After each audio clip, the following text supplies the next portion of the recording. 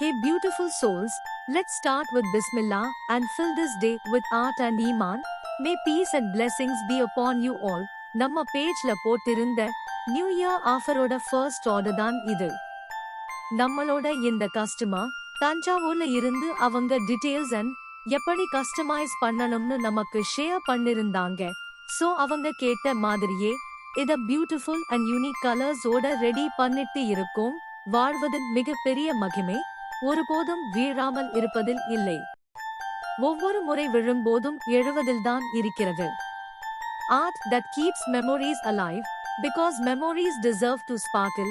So let your memories shine with JR Betal Pen. Tata bye.